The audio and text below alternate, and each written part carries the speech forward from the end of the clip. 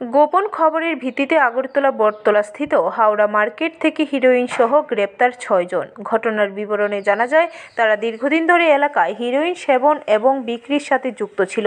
তারপর পুলিশ প্রশাসন গোপন সূত্রের খবর পেয়ে বৃহস্পতিবার একটি টিম তৈরি করে তাদের মধ্যে প্রথম 4 জন যুবককে আটক করা হয়।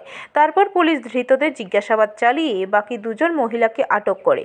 ধৃতদের নাম রাম দাস, অবিনাশ দেবনাথ, অনিমেষ ঘোষ, সঞ্জু দেববর্মা, পিঙ্কি দাস, পূজা ঘোষ এবং অনেকজনকে এখন পর্যন্ত ধরা হয়েছে, বিশেষ করে যারা ড্রাগ সেলার এগুলি। কিন্তু রিসেন্টলি কিছু পেডলার যারা নতুনভাবে নতুন কায়দায় বটতলা হাওড়া মার্কেট ওইখানে ড্রাগ পেডলিং করছিল। এই খবরটা গতকালকে সকালে আসার পর পশ্চিম থানার ওসি পরিতোষ দাস একটি টিম রেডি করে, তার মধ্যে সাদা পোশাকেও ছিল এবং ইউনিফর্মেও ছিল।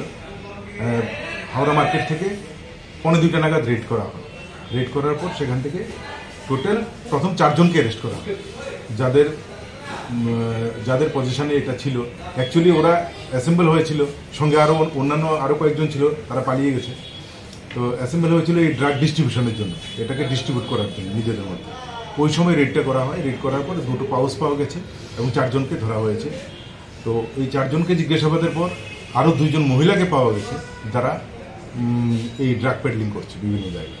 তো টোটাল 6 জনকে অ্যারেস্ট করা হয়েছে এবং তাদের বিরুদ্ধে একটি সুনির্দিষ্ট কেস নেওয়া হয়েছে এবং আজকে তাদেরকে কোর্টে পাঠানো হয়েছে।